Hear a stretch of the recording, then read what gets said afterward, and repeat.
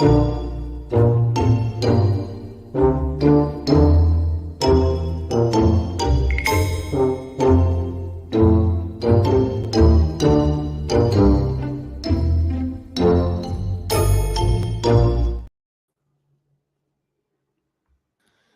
yo, yo, what is up? We are back.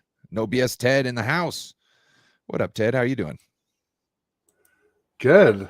Your intro, you got the energy going. I like it. It's firing me up.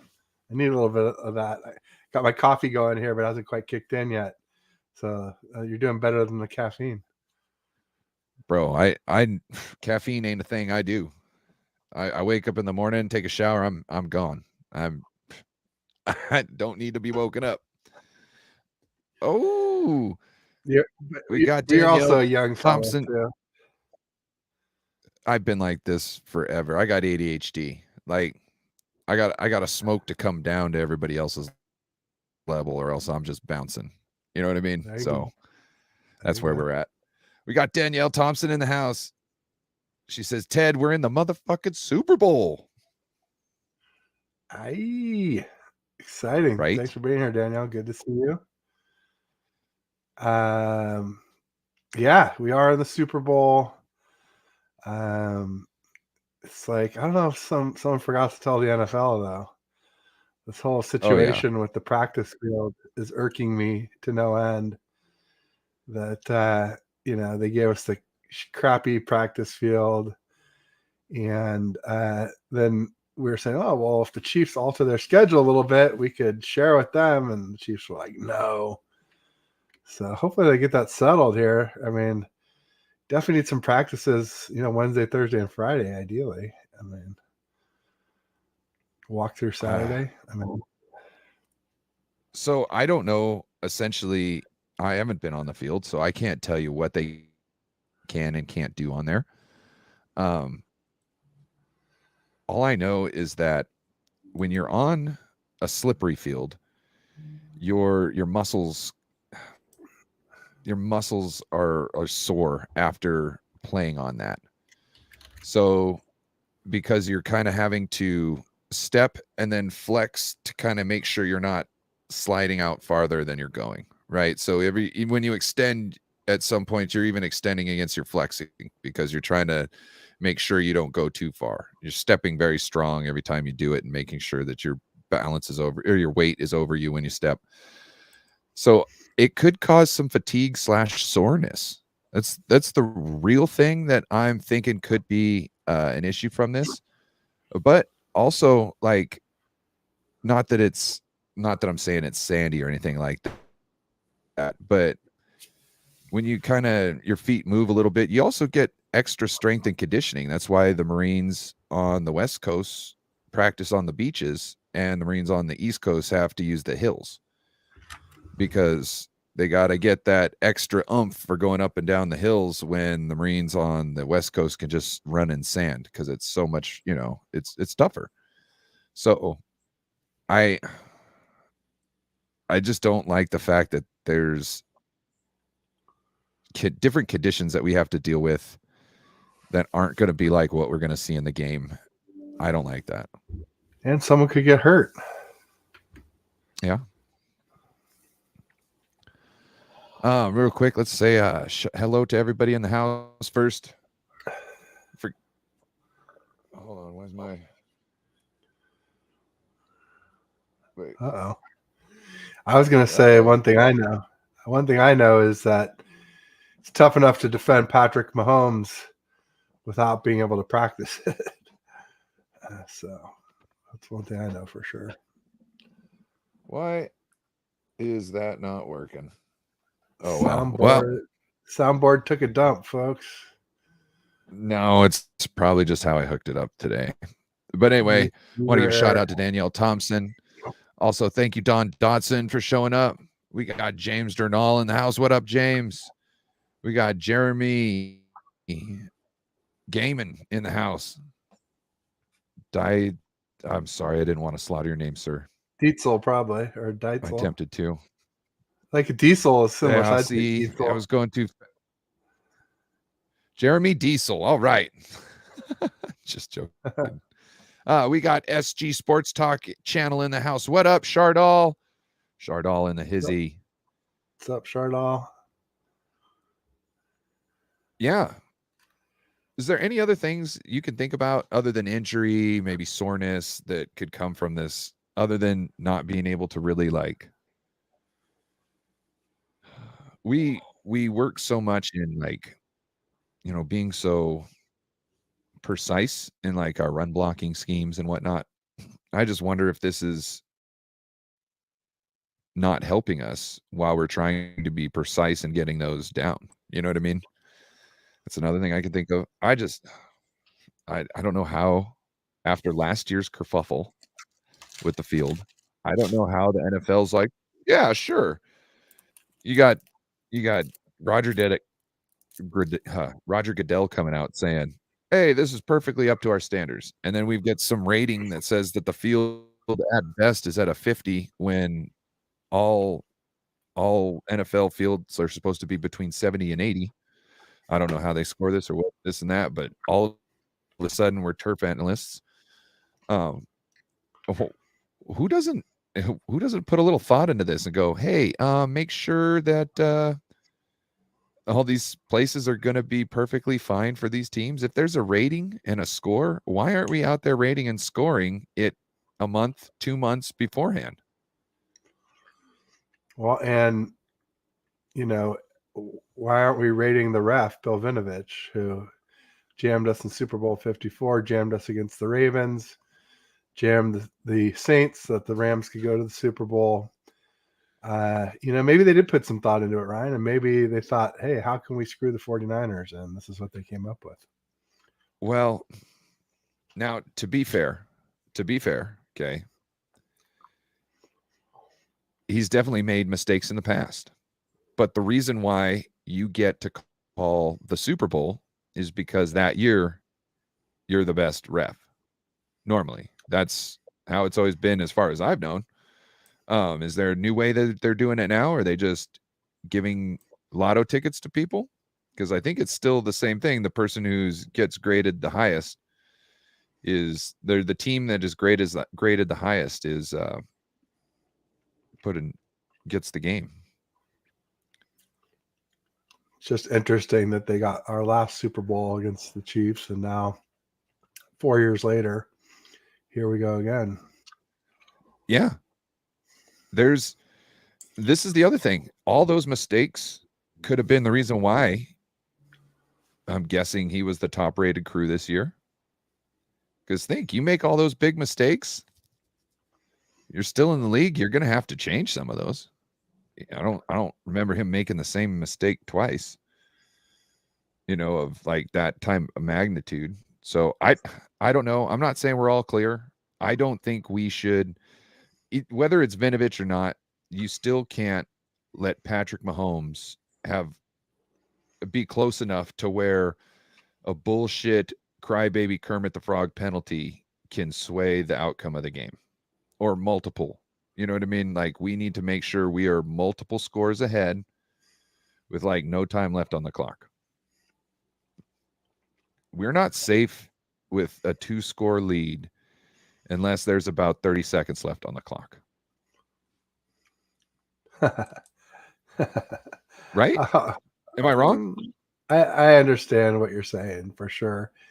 I'd much rather have the ball down by 4 than Mahomes with the ball down by 4 at the end of the game. It always worries me. But the Vinovich thing is definitely in my craw for sure. It's bugging me. So hopefully it doesn't turn out to be the case. But he did want to give a shout out. Go ahead, finish. No, go ahead. There's a lot of people in there. Feel free. I was going to give a shout out to Damian Lee in the house. I'm sorry, my applauser is not hooked up correctly right now. The lights light up, but the sound's not going through. Well, you do it the old-fashioned way. Don't Bother Me is in the house. Steven as well. Maybe it might be messed up because that button's still stuck on. Like it didn't turn off. Yes, we got Don't Bother Me in the house. Hope you're doing good, sir. Appreciate you. Wait, where did he go? There you go. Yep. We got Jimmy Perez in the house. What up, Jimmy? Appreciate you stopping through. Randy Elite Daytona. And then we got Randy Elite Daytona. And we got Media Anshul from 49er Media. And we got Edgard in the house. What up, Edgard? Appreciate you. We're rocking. And we should mention that we are streaming on both channels. So make sure that you like and subscribe to both of us if you can. If you're watching on a browser, open up a second tab. But yeah, if you're on TED Talks Ball, get over to No Border Sports. Give Ryan a like and subscribe. And same thing. If you're on Ryan's channel, pop over, hit me up. We appreciate it. Thanks in advance. So I was telling you something I seen that was written. I haven't heard it yet from his mouth, but I saw something that said Patrick Mahomes had said, this is not the defense I faced 4 years ago. The only name I recognize is Bosa. Now, I don't think that's true. I think that's one of them like Brock Purdy ones we talked about, like he was talking about Cam Newton that was fake. I have a feeling that even if he thought it, he wouldn't say it to give them more fuel. I think he's smart enough there, at least. Also, how do you not know Fred Warner? And I don't know. I just thought it was one of those graphics. You know, okay.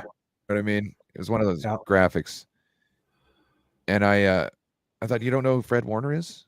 You got Charvarius Ward too, who used to be on your team. You don't know about that guy? Like, I'm sure Greg Greenlaw will be happy to introduce himself. Oh, he'll be standing there first. Oh yeah. Shout out R.I.P. Carl Weathers. He had so many great parts. I didn't think he would be gone like this. Like, oh, shout out to him. Great dude. Great parts. Always did a lot of stuff. Arnold talked about him, and so did Sylvester Stallone. Talked about how great he was in meeting him and being able to call him a friend. So, man.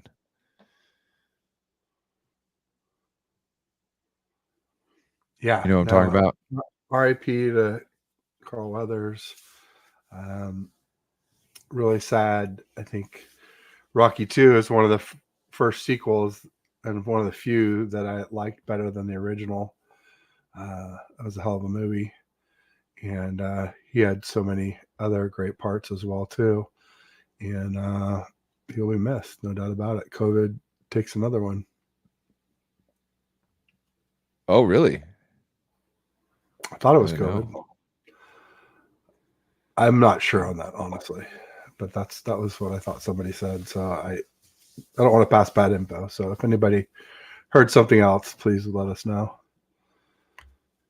We got Rick Diaz in the house. What up, Rick? You can obviously shout out to whoever you want. David McNiner in the house, 49er Media. What's up, Anshul? Got a packed house here, folks. No doubt about it. Okay, friends on my panel. La Flavo. No, it's getting closer to the game Sunday.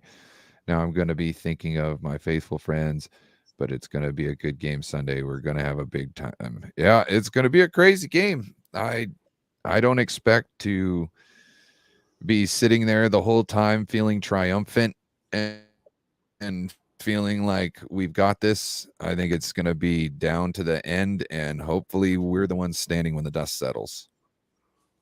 What's your thought?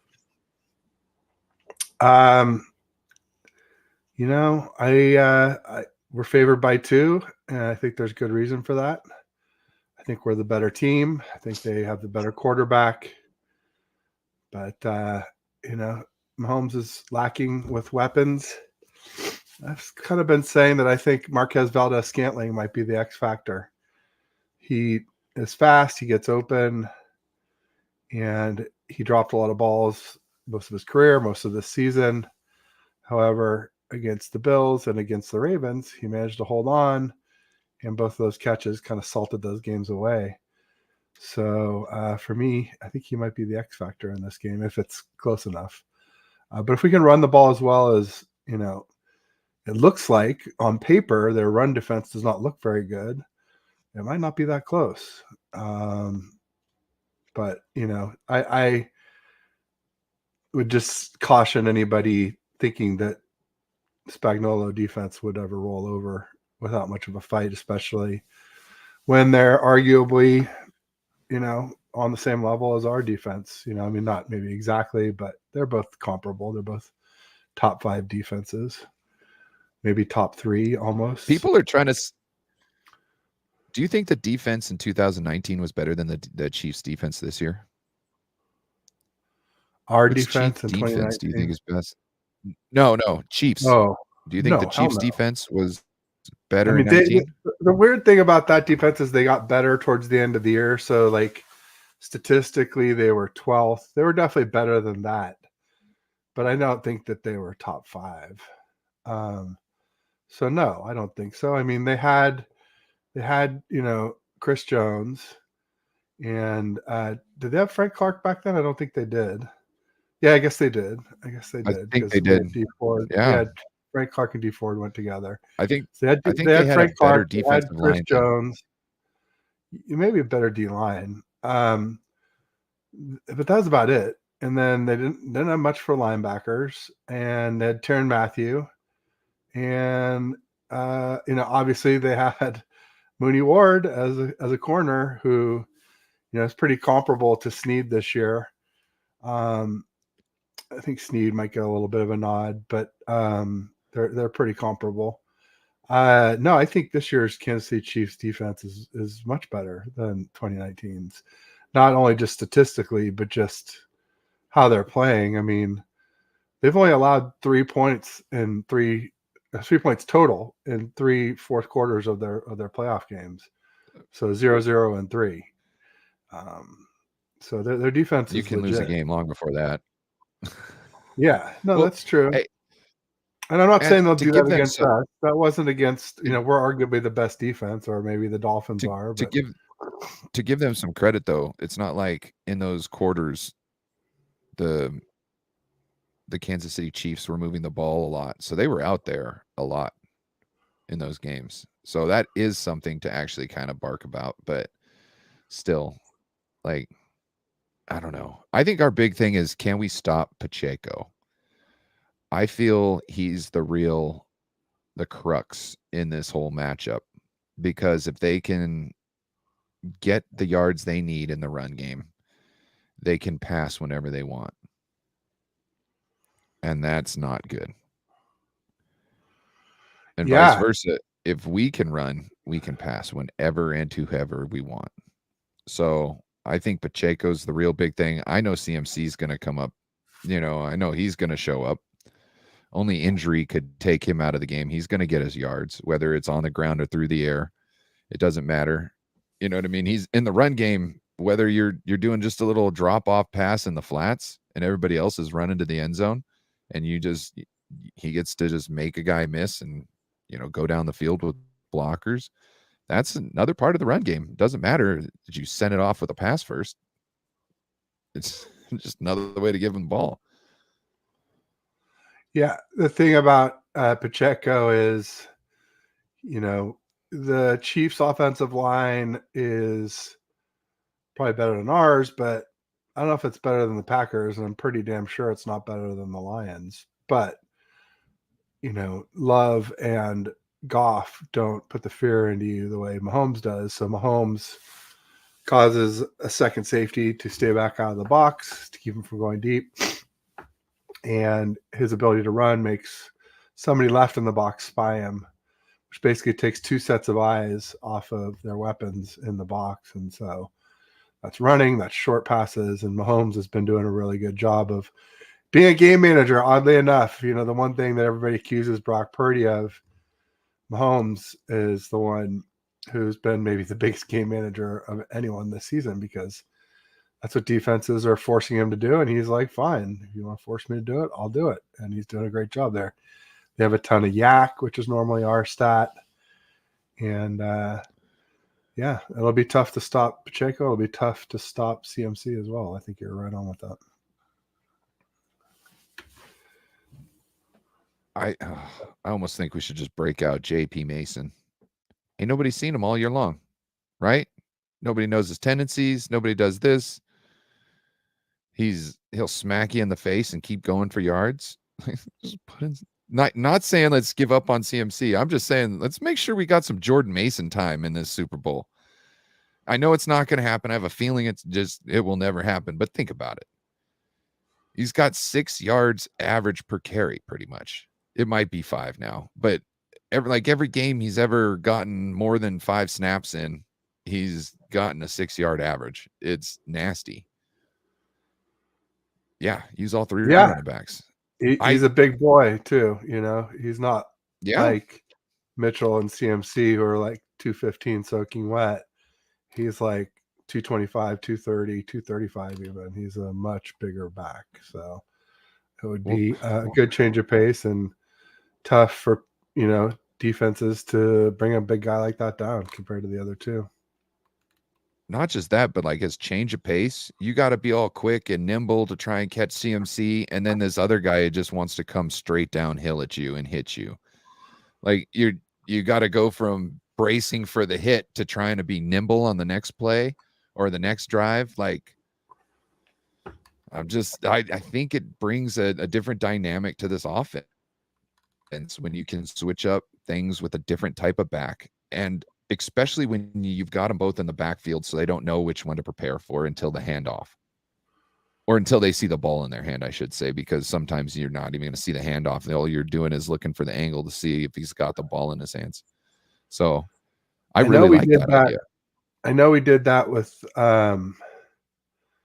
Mostert and Jeff Wilson Jr. against the Rams, where we did like a lighter version of 21 personnel, where we had Jennings and instead of I think it was instead of Kittle, and or maybe it was instead of Ayuk, and but Jeff Wilson Jr. is a good blocker. That's the thing. I think to be in the backfield with CMC like Juice does, you got to be a really good blocker like Juice too, to be able to do everything that Kyle wants to do from back there. I don't know that Mason is I'm not saying you have to do everything they do like that, because you can just use the other one as a decoy.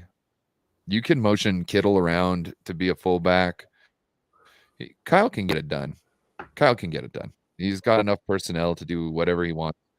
He can come out and bring out Juszczyk as another tight end and have Kittle on the other side and then motion somebody back. He can do whatever he wants. It's not that big of a obstacle, I don't think. I just don't know if he wants to play like that.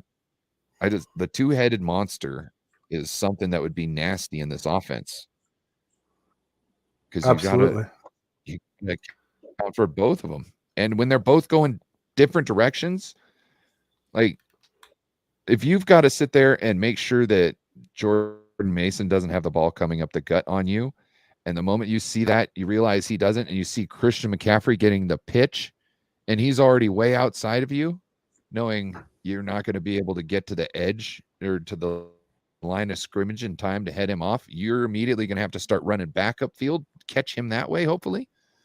That's what I want to do to people. There you go. Shout out real quick. We got, did I give Rick Diaz a shout out? Was he in here before? Shout out Rick Diaz if I didn't. Jason, Captain Niner Massey. Make sure to go check him out, the 49er Faithful Radio. They got some great shows going on over there, so make sure to subscribe to them. Yeah, all great folks. So many great creators in here. Thanks for being here, folks. We appreciate it. Yeah, thank everybody in the chats today. You guys are keeping it popping. The chat is amazing. I'm sorry we haven't been able to get all your comments. It's a sign of a great We have show. to do it all the way to the fourth quarter. This is the key to stop the run, protect the ball, no penalties, control the line of scrimmage. Yes, these are all key things. If we can come out and play good football, I think we can handle this. Now, it is nasty. I went back and watched some of these Kansas City Chiefs games. Like, it is kind of a cheat code how on the same page Kels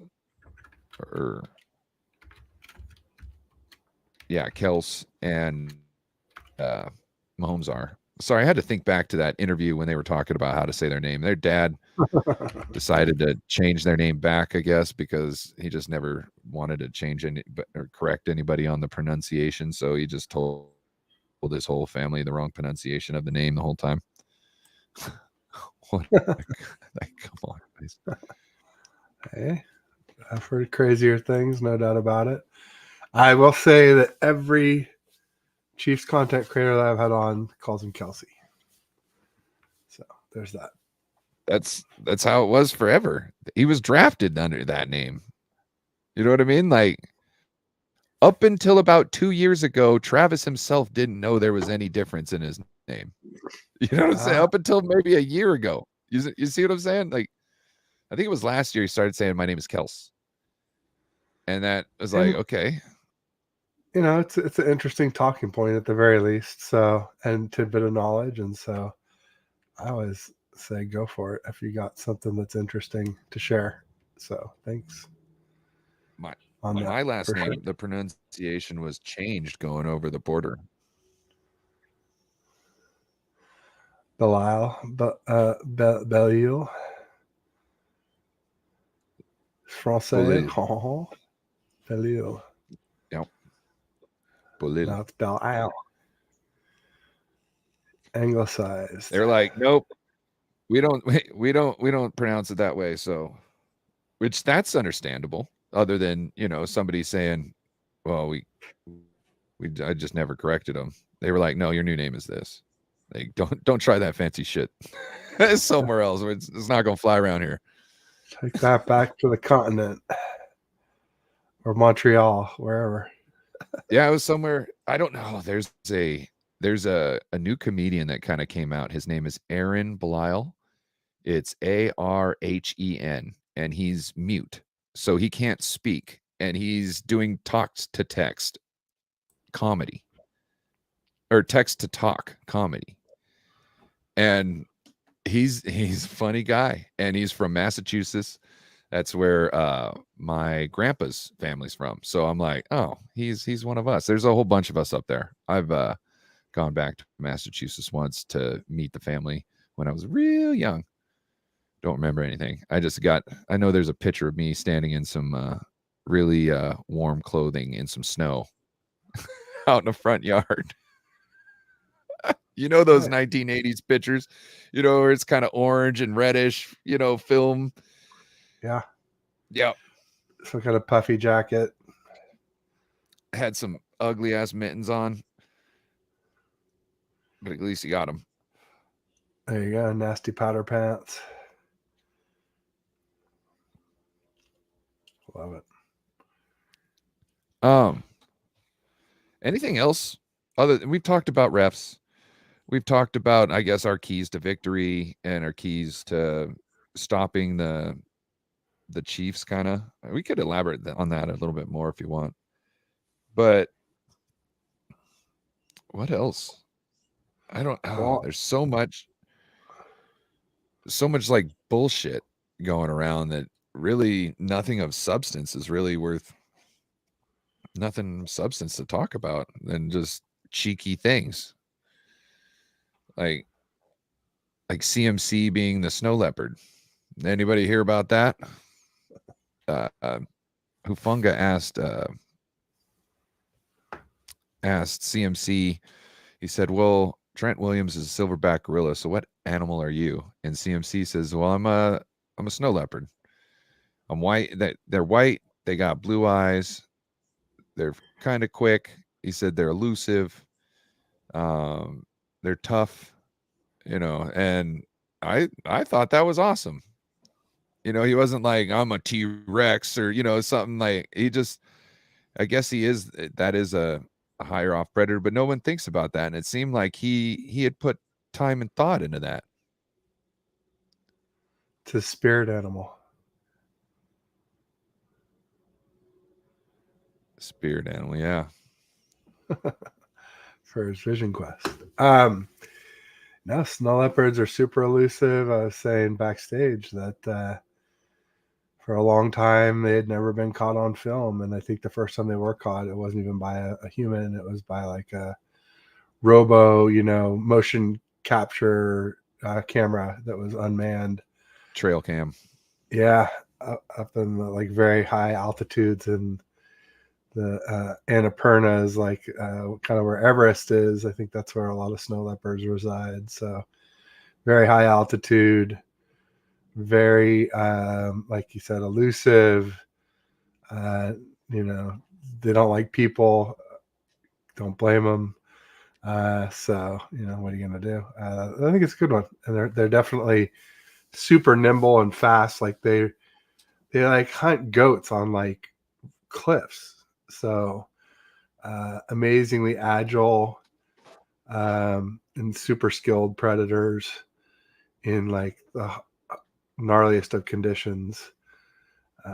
So kind of like those bighorn sheep that end up there on those crazy rock ledges. It's unbelievable. So yeah, I think you definitely gave some thought. How do those sheep stay on? I don't know, because they've got like this rock hard hoofs too. Like it's not like they have soft padding or anything like that. I guess maybe they have a little padding and then the hard hoofs, but it's amazing to see. And they jump around from ledge to ledge on these cliffs. Unreal. More to add. I mean, I would just say, Chiefs defense, pretty solid. They have a really good secondary. They have Chris Jones. They have Karlaftis. They are missing Amenahu, who tore his ACL. And he was their highest pressure per play defensive lineman. So yes, that will be missed, the pressure from Charles Amenahu. They still have Karlaftis, who's real good for a young guy. He was in the same class as Drake Jackson, if I'm not mistaken, a much higher draft pick. I think he was in the first round or early in the second. But, their linebackers are good, and they are getting Willie Gay back, who is a real solid athlete. But they're probably a little bit vulnerable against the pass. They're not great coverage other than Drew Tranquil. And so expect to see Kyle dialing up 21 personnel, getting linebackers assigned to Juice and CMC, and then splitting one or both of those guys out into the slot, getting those linebackers out in space away from friendlies where they're at a real disadvantage. He does that even against good linebackers, but if you're suspect at linebacker, Kyle will go to that early and often. They obviously have two great corners in Sneed and McDuffie. But the thing about McDuffie is he's a nickel corner. So with Debo and Ayuk both being boundary corners, it's not like Sneed's going to cover one and McDuffie's going to cover the other, unless they just let them, follow receivers around. Travel, I guess, is the term for it. So, really it's going to be, I think the guy's name is Thompson, the third corner. Probably going to end up on Debo quite a bit. Sorry, it's not Thompson, it's Watson. Jalen Watson is the third corner, but basically he's the other, Sneed is the left corner, McDuffie's the nickel, Watson is the right corner. So watch Debo on Watson. He was their most targeted corner. He's very solid. I'm not saying he's a bad corner. I'm just saying Snead and McDuffie are much better.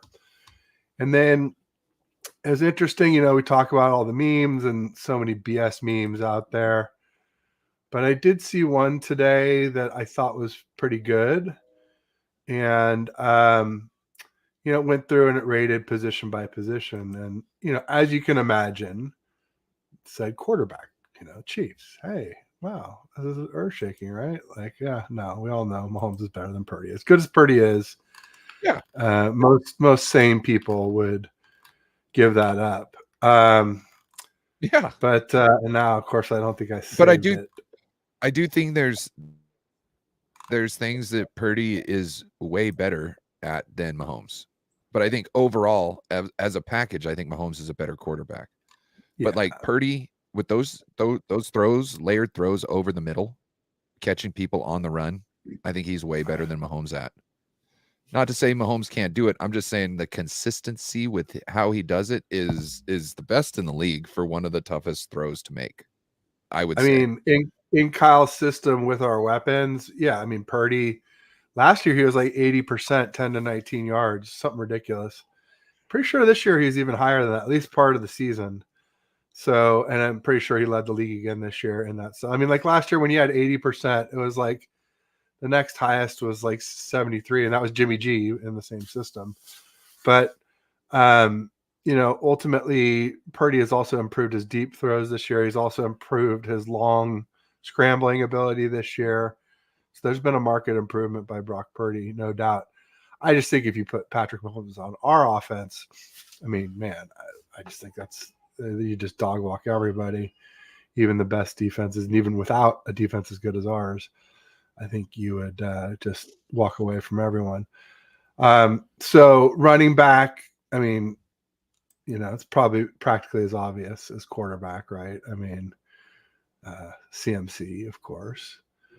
And then wide receiver, this might be the most obvious of all of them because Kansas City's best receiver is Rashee Rice. They have, Mecole Hardman, who laid an egg against the Bills and hasn't been seen since. They have Kadarius Toney, who laid an egg early in the season and hasn't really been seen much since. And they have Marquez Valdes-Scantling, who very fast, gets open, but traditionally has bad hands. He just managed to catch a couple recently. And I think if you're a betting person, you say, hey, I'm betting that doesn't continue, that he goes back to his old ways. But maybe that's just me betting with my heart instead of my head. But maybe he's turned a corner. You never know, right? I mean, that's the two arguments, right? Either he's going to, the glass slipper is going to fall out, the clock's going to strike midnight, and he's going to turn into a pumpkin, or he's turned a corner and Marquez Valdes-Scantling is all of a sudden going to be one of these kind of premier deep threats moving forward because he now knows how to catch the ball. But so, yeah, wide receiver, super obvious. Here's an interesting one. Tight end. I caught you mid-yawn. How do you think tight end went? So, me personally, I give it a push. The reason being, yeah, because in their systems, they are the best tight end. You know what I mean? In their systems, they are the best tight end. No doubt. Yeah. No doubt. Exactly. No, I mean, I even would say Kittle is better now, but Kelsey's had the better career, especially, in the last Super Bowl we played in, he was better, and he's played in so many Super Bowls since. I kind of got to give him a little edge for the playoff.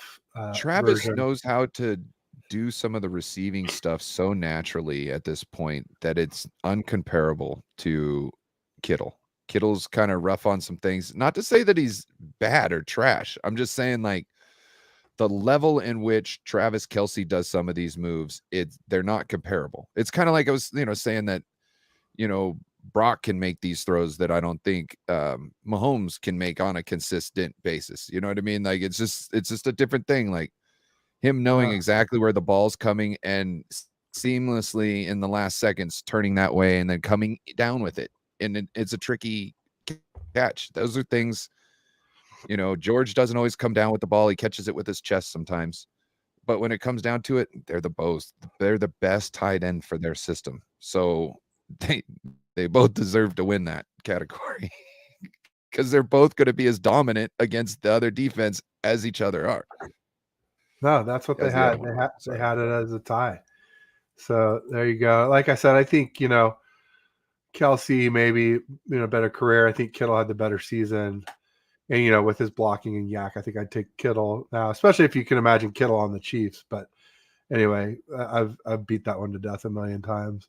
Offensive line, I mean, they went with Chiefs. I'm not surprised. I mean, we have Trent Williams. He's the best lineman.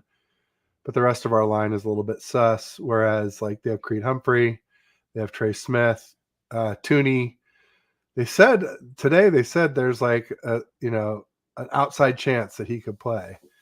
I don't think he will, but even Allegretti's pretty good. Their tackles are not good though. Donovan Smith and the guy's name is Jawan Taylor, who used to be with the Jacksonville Jaguars. I feel they are not good. I feel they have more talent, but I think our less talent, but with our scheme, makes them just as good. I'm not going to say they're better, but I would say better in the run game. On our run game, yes. If you got to drop back and pass, we're hosed. Well, yes Chiefs and no. Can definitely do that. Well, if we're dropping back, but play action, then no. Play action, we're good. You know what I mean? It's like nothing happened. But also sometimes our drop back game looks like our run game. Like they'll move tackles, or not tackles, but they'll move guards around or pull the tight end, or not the tight end, but the center every once in a while. I just see. And even when we do the drop back, it's not like we're dropping back 7 steps all the time. It's quick 5 step. Once you hit the back foot, that's when your first read is. Yeah, normally ball's out. And if not, he's moving in the pocket and climbing it or getting outside. So I'm not really worried about it. There you go. Because as long as they keep people at bay and don't get penalties and give him a lane where he can get out, he makes great decisions. He's made a couple of them risky plays. Like I don't want to see them back across the body plays too much at all. Just for, it's Super Bowl sake. You know what I mean? For any time to go wrong, Super Bowl is definitely a time for it to happen. Shoot, I tell you, no doubt. Yeah, Brock definitely got in the habit of a lot of back across the body plays. He had a couple against the Bengals and a few more later in the season. But I'll tell you, they were all kind of like, no, yes, because we didn't get really burned by him most of the time. So if he does do them, hopefully we continue that trend. Defensive line. How do you suppose they rank that one?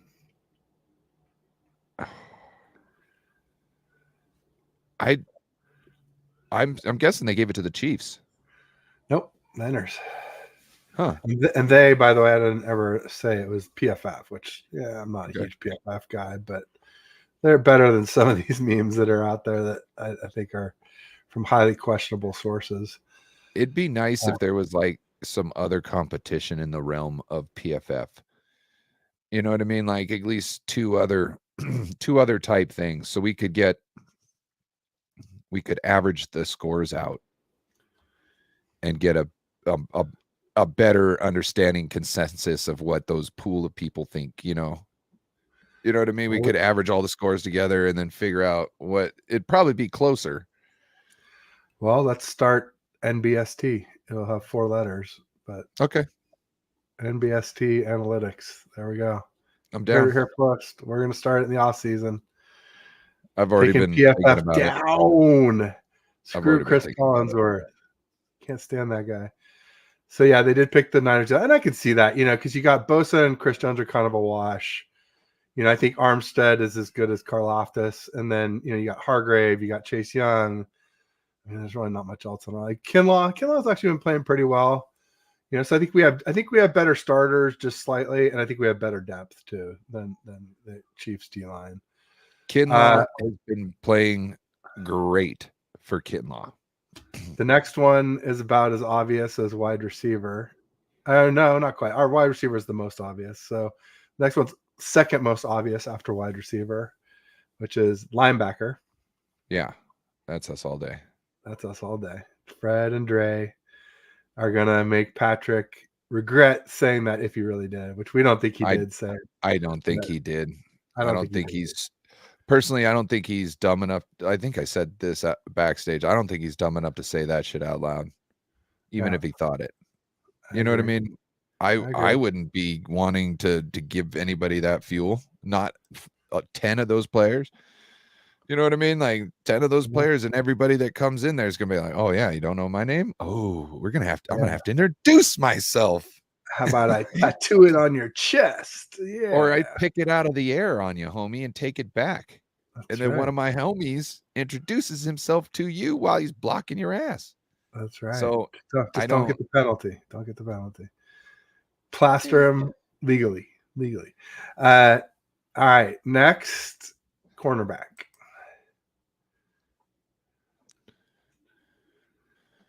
Oh, they gave it to them. They did. And I think that's all fair. I heard about is this Chiefs secondary. Honestly, I think Lenore is probably closer to McDuffie than people think. I think Mooney Ward is closer to Snead than people think. But I think Ambry Thomas, I think you can't, their third corner, I think is better than Ambry Thomas. So I think you got to give them corner. And God forbid we ever see Logan Ryan or Isaiah Oliver in there. So, and then last but not least, last line of defense, the eraser, safety. Safety. Yeah, that's probably them too, because like I said, they've all been touting the secondary, and they wouldn't just be saying, oh, these cornerbacks. It just be the secondary means cornerbacks and safeties. So I'm guessing it's Chiefs. They went Niners, which surprised me a little. I mean, I like Bip Gibson better than either of their safeties. And in case you don't know who the Chiefs safeties are, let me remind you. Free safety is Mike Edwards, formerly of Tampa Bay. And strong safety, they do have a stud, Justin Reed. Actually, I might put Justin Reed over Gibson. I don't know. Gibson's been playing so well. There may be a wash. But then I'd probably take most any vet over Jair Brown, though. So I think that's a tough one. If it was Hufanga in there, I think it would be hands down, no contest. Yeah, I think so too. I think absolutely. Maybe we got some Hufanga bounce or something from it. It's funny in the chat. Somebody's talking about, do you know who got bit by a coyote? Apparently it's shout out to For Life Niner. Indeed, welcome. Great to have you. I actually hadn't heard that one yet, so that one was news to me. That sounds like I'm glad I didn't. So I read one that was like every Super Bowl team, when the one team on the West Coast had to travel east, and when the East Coast team had to travel west, that the East Coast team, I think, always won when they traveled west. And I'm like, okay, all right, you had to go searching hard for this one. But second of all, like, we didn't really travel. You know what I'm saying? Vegas is barely east of the Bay Area. I mean, it's like what, 2-3 hours by car east of the coast. So I'm like, you guys are like this, like I understand it checks out, like the direction and whatnot, okay, but it's really not a travel, homie. And the other thing is, all those things are true until they're not, until somebody makes them not true. So, and how many years has this thing been going? There's a lot more probability that it gets thrown out as soon as possible. You know what I mean? Because it's been going so long. Did you hear the roar when I was watching I started watching the NFL's coverage of last night. They put out like I think it was a 30-minute video, like Bruce Buffer's introducing the teams and all this stuff. Really cool. But they said Brock Purdy, and the whole place got like way too loud. Like when Chris Jones said something, like the Chiefs fans were like, yeah. And then he said something about like that, and the 49ers fans were like, whoa, and it got really loud, right? And then when Purdy's name was mentioned, it got loud, like twice as loud as that. So if that's any accord of who might have the advantage in the stadium as far as sound goes, hopefully that same ratio is there, because we can do some damage. I mean, the Niners are the best traveling fan base in the NFL, no doubt about that. That's 100% true. I would just say I don't know how many people, are there all week. I think I'll speak from firsthand experience. My buddy who has season tickets, who rented the Airbnb a long time ago, and during the NFC Championship was getting his backup ticket in case he didn't hit the lottery. I need to follow up with him, see if he got the lottery. I guess he probably did it, or he probably would have told me. But anyway, he bought his ticket during the NFC Championship game, and he's going out Thursday and coming back Tuesday, I think, because nobody wants to have to deal with flying out Monday, ideally, because it's just a mayhem the next day. But I mean, I think that makes sense. I think that, like I said, we're the best traveling fan base in the NFL. I have no doubt that that'll hold true for Vegas, especially like we said, it's a lot closer. There's tons of Niner fans in NorCal and in Southern California. Short flight, short drive. Compared to getting there from Kansas City, not quite as easy. So, yeah, I think it stands for. I think we'll have an advantage. Although I haven't seen any other, like, usually it's like Vivid Seats, right? Who talks about the percentage expected of fans at the game. I mean, I think what it'll really turn out, I don't know. I think it'll be like 40% Niners fans and 30% Chiefs fans and like 30% other, right? I mean, that's the way Super Bowls are a lot, where it's not just like Niners and Chiefs. There's like lots of football fans who bought their tickets long before it was decided who would be in it, just because, like, hey, I go to the Super Bowl every year, regardless of who's in it, type of thing. There are some people like that. And then there's like corporate folks, right, who won't be cheering anyway, because they're just, uptight, white collar, all the boring people. I don't know. Some of the corporate people, we always did boxes for the corporate things, but that was like Budweiser always owned a box. You know what I mean? Like they had a box in the stadium, so like it wasn't like you were. Well, sometimes we had seats down in the glass area. Every once in a while, they'd say, "Hey, everybody, come out here." Not everybody can be up in the suite because we're putting on the dog for some customers or something like that. But you guys come to the game, sit in the seats. I guess that was like that. Budweiser had to sell their box though, Ryan, because revenue from Bud Light was down so much. No, I'm just kidding. Sorry, I try and stay clear of politics, but there was that whole thing. They got UFC back, boycotting Bud Light. I remember. Anyway, they got. Again, I don't want to get involved in politics. I don't take sides. I think they're both corrupt, but I thought they're in with UFC now. Oh, there you go. Smart. And well, what I thought was smart was only slightly more fake than the NFL. Well, no, but what Dana White said is like, look, Bud Light gives a lot of money to veterans and this and that and blah blah blah. Okay, like he got mad at Peloton and kicked Peloton out of their gym, right? Threw away money on the bikes and then just kicked their bikes out of the thing, said screw it, right? Just all over something. But this is obviously, I think he's like, hey, we're doing it something that they messed up. He even mentioned it, and he's like, they messed up by whipping everything around, changing this. You You don't want to mess with the dad's beer, okay? You don't want to mess with dad's beer. Remember what happened with Coke? Sage Why is it advice. Coca-Cola Classic? Huh. Why is it Coca-Cola Classic? They Because it tried came to out with float new new Coke and it fell on its Coke, face. and it tanked. Tanked like massively, no doubt about it. Yes. Hey Ryan, real quick. So I was going to ask what you have going on coming up this week. Oh, I've got Bring the Heat tonight with Bashar and Waruna. I believe it's on my channel. I just got to confirm that. I'm pretty sure it's on my channel. So we'll have that tonight. And then, yeah, tomorrow should be on with Joe Stevens, Seahawk Talk.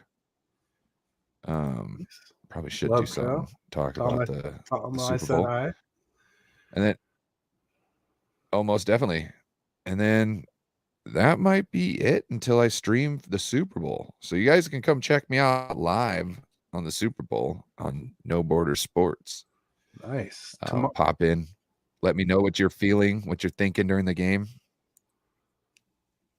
Very nice. Tomorrow, I've got 1 o'clock Pacific, 4 Eastern. Curtis from the Chiefs. That's Nut Tree TV. Another Behind Enemy Lines.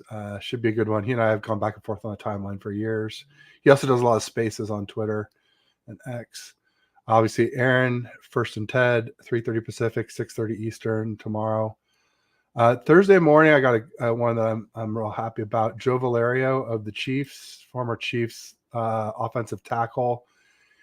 I had him back on before the draft because I remember I was thinking, hey, we're going to draft an O lineman and we're going to draft a tight end. And who knows more about that than a guy who played O line, who caught more touchdowns than any O lineman ever. He had 4 TDs, 3 from Montana, 1 from Steve Bono.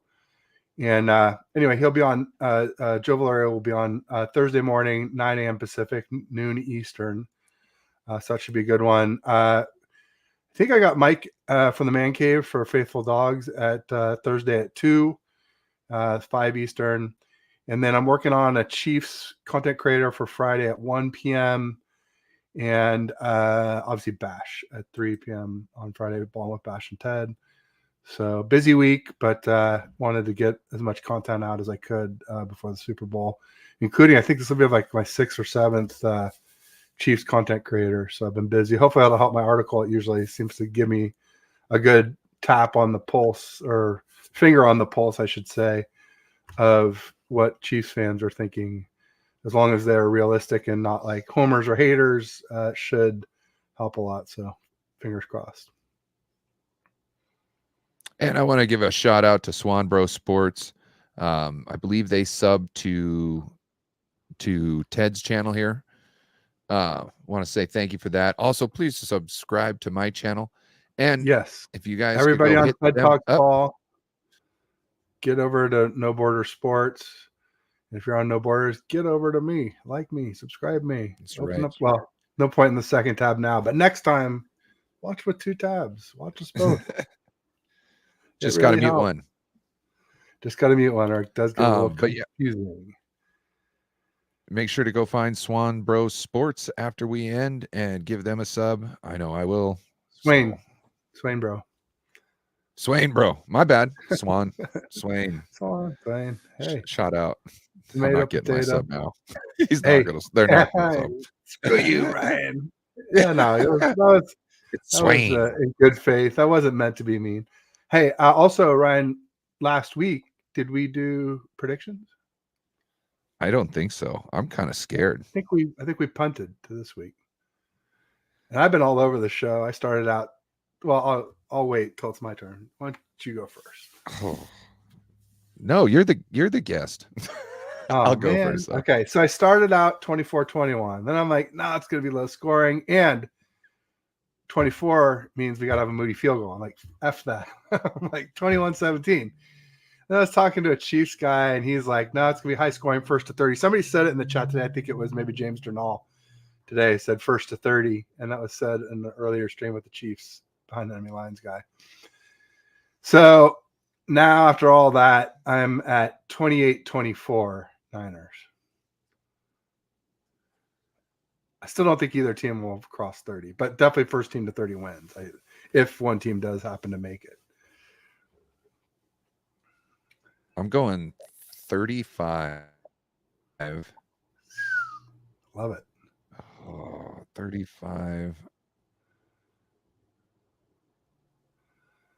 31. There you go. That's a 4 points. So we're both 4 points. You're just a few more. You're about 3 points. Wait, 7 points higher on us, and 7 points higher on them. That's crazy that James and everybody else was thinking like me too, because I've been thinking not that it was necessarily going to be a race to 30, but that the score is going to get up over there. Like, and like, I have a feeling that we might be able to come out, or they might be able to come out to a lead, and then one of the other teams going to have to kind of shake it off and start producing, and then the other team's going to have to keep it up. And I see it just, obviously someone's going to slip and have a 3 and out or a turnover, something like that. And then at the end, it'll be like a touchdown and we ice the game. So you're saying prop bet Gatorade color poured on Kyle Shanahan is blue for the little blue pill to keep it up. So that's terrible. Sure. That was an out there random connection, but I meant to say pause when you said it, but then I let it go and came up with my own wild, stupid little funny thing. Or at least I laughed. That's the main thing. Screw anybody who doesn't have a sense of humor. Well, Ryan, thanks, man. It's been fun, as always. Yep, we got that witching hour. Yeah, we want to thank him. And, Andrew Martinez, shout out.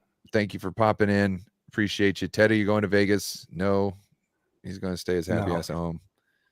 Yeah, I have trouble, Andrew, getting 3 hours uninterrupted to watch a game. There's no way I could have days on either end of it, traveling and not to mention the cost. Jeez Louise. I mean, my buddy paid 8 G's for his ticket and 2 G's just for the service fee. I was scraping together $900 to go chase my kid around on the pump tracks with our bikes, which I did get to do. Finally, I had the maiden voyage of the new bike today. And the most dangerous part of the pump track, turns out, is you go around, you do all these little jumps, you're going, up and down and whatever and around, doing these like high berms and going fast. It's great. And I come to the end, I don't have quite enough speed to get back up to where I started. And I hit the brakes.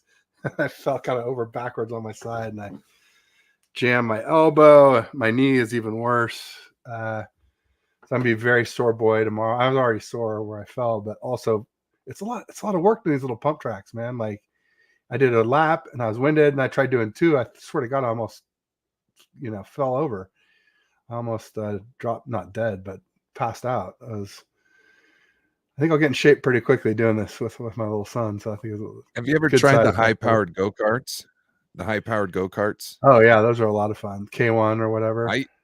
I used to have troubles like the ones that we had. It was just like to keep these things in. Like I was using all my strength, and I was like, I am not a punk. I'm like, why am I like almost like worn out after this race with these things? Like my forearms are dying because like tiny steering wheels. That's why. So there's not much torque. Yeah. The mountain bike I got has really wide handlebars, so I have tons of torque, but I need to cut them down, make them narrower so I can turn faster and more easily. I don't want to have as much power on the wheel, but I'll be able to make it move further with my little T-Rex arms. Definitely be able to it'll be twitchier, as they call it. So twitch. Well, there you go, folks. Ted's going to get much twitchier here pretty soon. And with that, I want to thank everybody in the chat tonight. You've been amazing. I don't know why my applauder machine isn't working. I'm upset. Do it the old-fashioned way. Check. Yeah. Appreciate you guys. Thank you so much for tuning in. And with that, we out.